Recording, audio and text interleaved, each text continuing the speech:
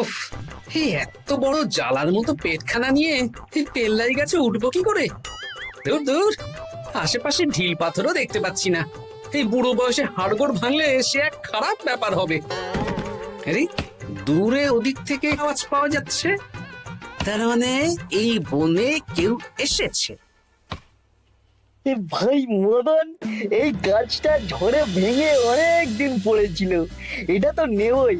তুই ওদিকে দেখ, কত মোটা একটা সেগুন গাছ রে। ওই গাছটা নিয়ে গেলে আমরা 1 বছর বসে খেতে পারবো। তাহলে আর দেরি কেন, হাত লাগা। আরে আরে আরে, করো কি, এগুলো সব আমাদের মহারাজ কৃষ্ণচন্দ্রের পছন্দের গাছ। ভুলেও এই গাছ কেটে নিয়ে যাওয়ার ভাবনা চিন্তা করো না। আর ওই সেগুন গাছটা তো মহারাজের সবচেয়ে প্রিয়। আরে মহারাজ কি করে জানবে শুনি, এই বনে তো তিনি ভুল করেও আসেন না। এই যে আমি আসি, আমি মহারাজের দূত। তোমরা যদি ভুল করে ওই সেগুন গাছে হাত দাও, তাহলে কিন্তু তোমাদের গর্দান যাবে। এই সেরেছে, কিন্তু আমরা তো কাঠুরিয়া, কাঠ ছাড়া পেট চালাবো কি করে?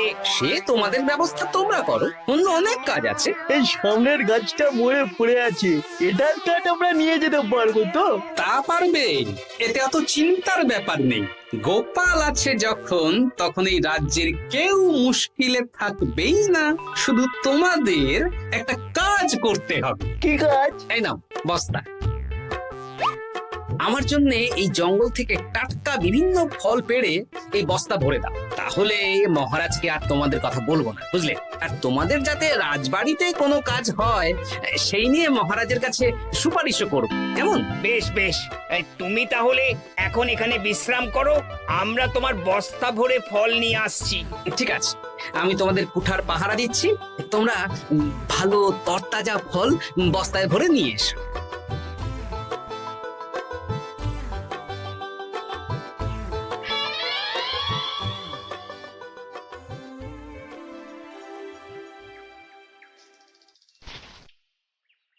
ব্যাস ব্যাস ব্যাস, আমার বস্তায় পাতা ভরা হয়ে গেল, এবার যেতে হবে। আমারও বস্তা ভরা হয়ে গেছে মন্ত্রী মশাই। হ্যাঁ, কটা ফল খেলাম আর কটা ভরে নিলাম, আর বাকি জঙ্গলের পাতা ভরে ফেলেছি। হ্যাঁ, আবার কি কি ভরেছি আর কি ভরিনি সেসব তো মহারাজ আর দেখতে যাবেন না। তাহলে আর দেরি কেন, চলুন হাঁটি হাঁটি পা পা করে এগিয়ে যাই। গোপালকে তো দেখতে পাচ্ছি না। ও বেটা যা কুঁড়ে, হয়তো এখানে এসেও ঘুমিয়ে পড়েছে। আবার কালকে সকালবেলা উঠবে।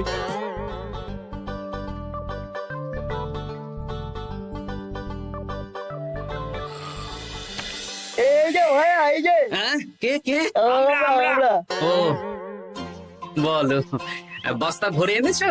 হ্যাঁ, ভরে এনেছি। তাহলে চলো রাজসভায় যাই, তোমাদের একেবারে মহারাজের সাথে পরিচয়ও করিয়ে দেবো, আর কাজের ব্যাপারেও বলবো। চলুন। চলো চলো চলো।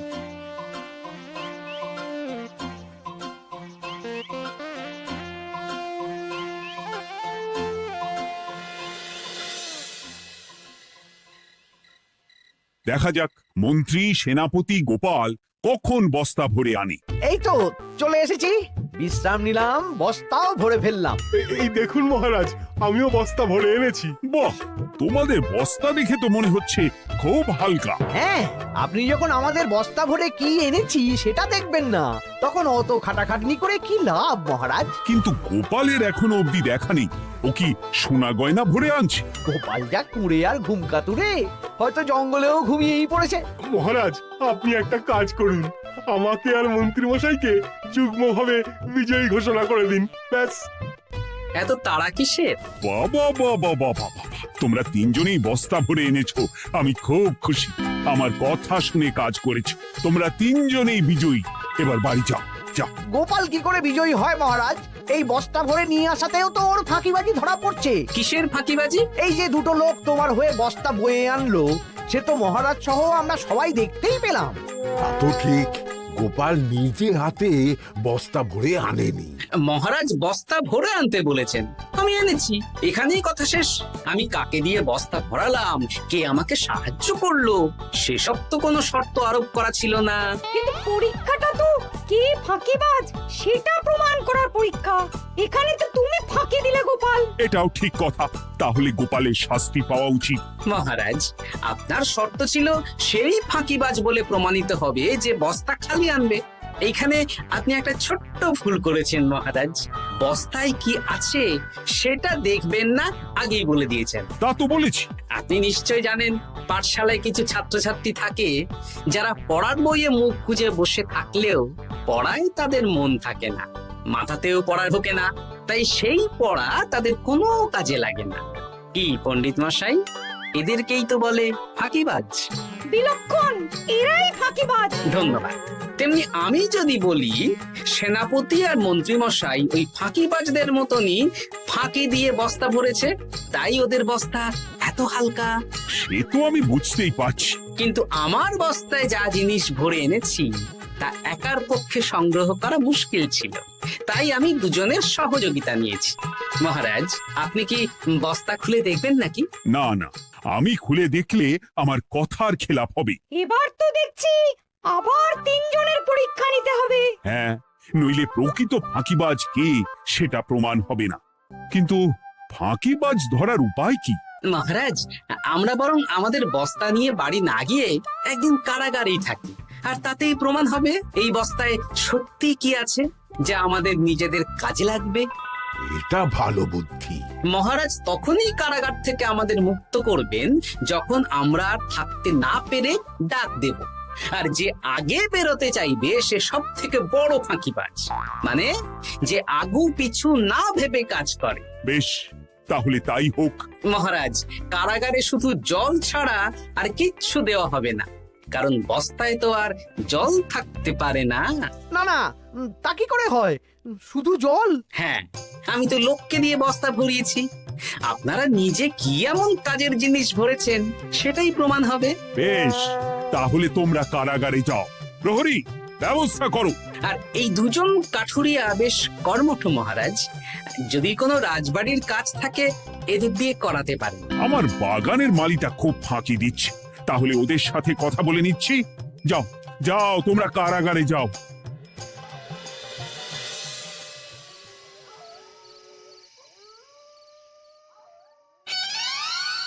ওরে বাবা রে, কি খিদে খিদে পাচ্ছে রে। দেখি বস্তায় কি আছে দেখি।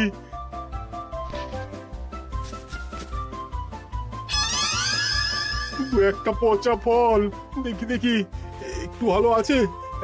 এটা একটু ভালো আছে। হ্যাঁ, এটাই খাই। হ্যাঁ, এটাই খাই।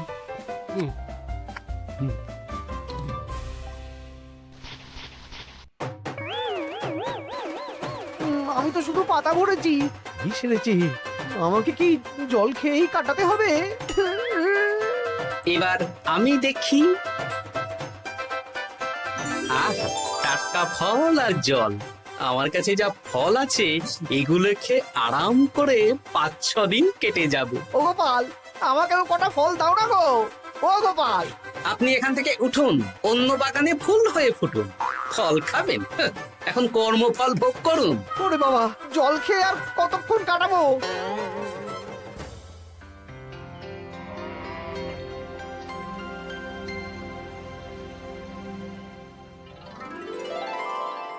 উফ, পেটটা চুই চুই করছে, কি খিদে পেয়েছে না। আমি আমি বাড়ি যাব। আপনি বাড়ি যাবেন? তাহলে বেরিয়ে আসুন, বেরিয়ে আসুন।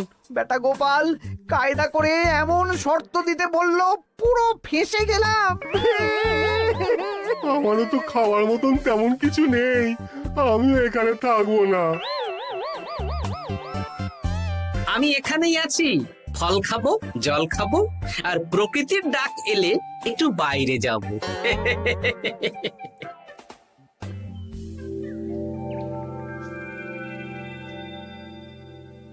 কি তোমরা কারাগারে এক রাতের বেশি তো থাকতেই পারলে না? কি আর করব বলুন মহারাজ, আমরা তো আর গোপালের মতন বস্তা ভরে টাটকা ফল নিয়ে আসিনি। বেটা গোপাল আমাদের দেখিয়ে দেখিয়ে ফল খাচ্ছিল, অতি আমাদের খিদে আরো বেড়ে যাচ্ছিল। তাহলে এরা দুজনে তো হার মেনে নিল। গোপাল কি করছে? গোপাল খাচ্ছে আর ঘুমোচ্ছে। ওকেও নিয়ে এসো। আচ্ছা মহারাজ। একই মহারাজ, আমার তো এখনো বাইরে আসার ইচ্ছে হয়নি। কি আর করা যাবে, ওরা হার মেনে নিয়েছে, তার মানে তুমি জয়ী হয়ে গেলে গোপাল। আমার বস্তায় ভরে অনেক ফল এনেছিলাম, এখনো অনেক আছে। আপনি তাহলে বাকি ফলগুলো নিয়ে নিন। তাহলে তো এটাই প্রমাণ হলো গোপাল কাজের সময় ফাঁকিবাজি দেয় না, শুধু বুদ্ধি বাড়ানোর জন্য একটু বেশি ঘুমোয়। এই নাও গোপাল, তোমার উপহার। মহারাজ, আমি সময়ের কাজ সময়ে করি, আর বাকি সময় একটু ঘুমাই। আমার এখন ঘুম দরকার মহারাজ, কাল থেকে অনেক ধকল গেল যে। বেশ, তোমাকে ঘুমানোর জন্য 1 সপ্তাহ ছুটি দেওয়া হলো। ধন্যবাদ মহারাজ। কি সেনাপতি আর মন্ত্রী মশাই, এবার বুঝলেন তো, ফাঁকি দিলেই ফাঁকে পড়তে হয়, তাই কাজ করলে ভেবে চিন্তে করুন। চলি। খুব ঘুম পাচ্ছে।